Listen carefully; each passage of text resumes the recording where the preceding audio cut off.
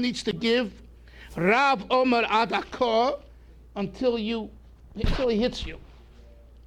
You have to scold him so much until he gives you a zet. Stop already. Stop telling me off. Stop scolding me.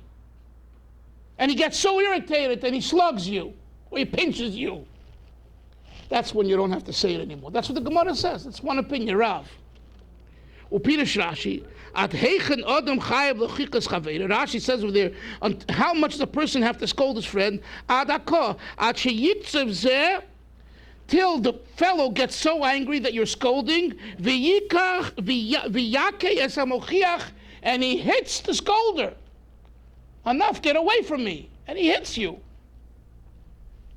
That's when you don't. You've done your obligation. According to Rav, you don't have to say another word after that. What do we see from this? Im Kain, if so, whom he mitzvahs heichacha im Kain Kain he mitzvahs heichacha leyasrei b'Musa Ralph. It seems from the Gemaras here, Acharya, that what? That the mitzvah of hochacha, of giving scolding, is really giving scolding. But Musa Ralph, fire and brimstone. That's what the Gemara is saying. Now, in this parenthesis, the Rebbe puts in a parenthesis here, which you think about it like, listen to this. This is how sensitive the Rebbe, the previous Rebbe, is in his Maimorim when he's building up the case for giving Musar and he's quoting the Chazal. He throws in a parenthesis and he says, "Varak shalei levaisha berabim." You're not allowed to do that in public, to embarrass him in public.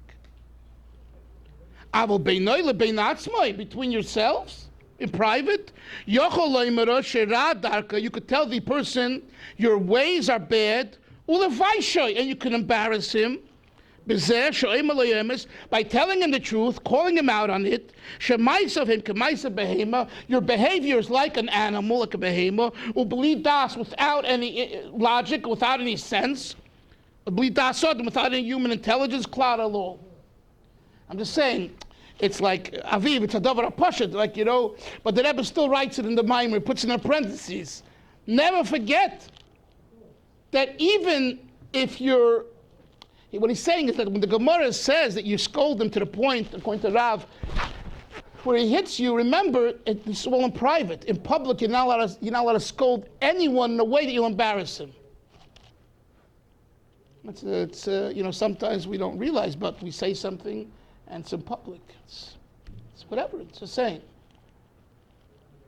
The Rebbe was very careful with this many times. Anyway, it's another discussion. Vim Kain, let's continue inside. So his question now is, why was Acharya punished that they killed him? Because he wanted to give Musar to the Jewish people. Why is it considered that he didn't do properly? So basically, the Rebbe is asking kind of a question from one Chazal on another Chazal. You follow? The story of Acharya seems to contradict the Gemara. And he's just using this as a way in. He's using this as a way in to tackle the whole idea of criticism. And now we're starting to go into the meat and potatoes of constructive criticism, which David has been waiting for. The idea is,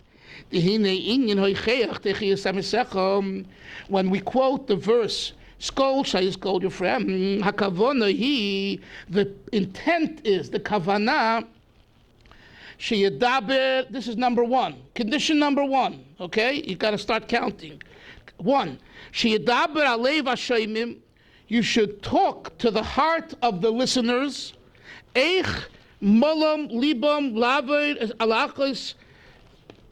Speak to them with love. How is it that you allowed your heart to desecrate one of the commandments of Melech, Malchi, Amlach, King of all kings, who commanded you not to do it, us not to do it?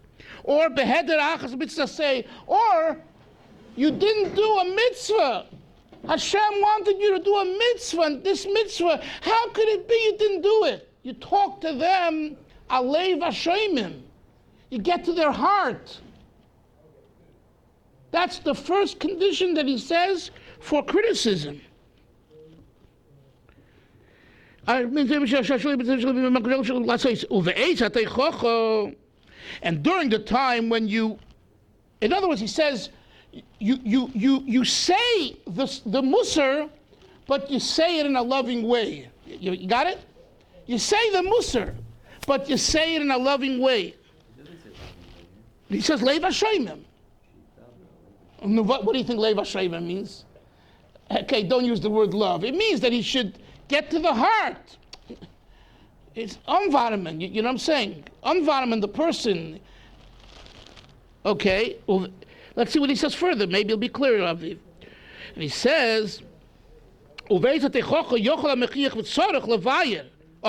now he says number two, Sender. Number two, the second condition is, when you give the Musar, you have to inform the Mochiach, the scolder, has to Tzarech Levai, it has to explain Lemisha Mochiach, to the person who is scolding, as ha'oinish shebezeh, the punishment for what you're doing.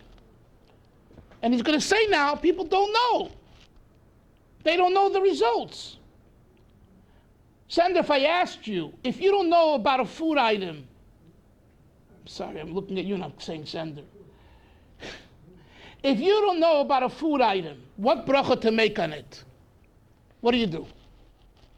Shackle. What do you do? What do you do? It depends. You really don't know, or if you're not sure if it's a fruit or a vegetable? If you don't know because of whatever, you don't know because either the halacha, whatever, what do you do? So the best thing to do is to wash and avoid the question, right? You know what the Arizal says if you take this issue lightly? You want to hear? Yeah. You ready? You're not going to get scared and fall off your chair? What sefer is this from? Kisfi Arizal. From Shara Gilgulin. You want more of a quote? I'll give you the exact section if you want. Anyway, you know what it says there? You're going to be reincarnated into water. You're going to have a gilgul of mayim. Why? Because water, the bracha shahakol niyah b'dvarei.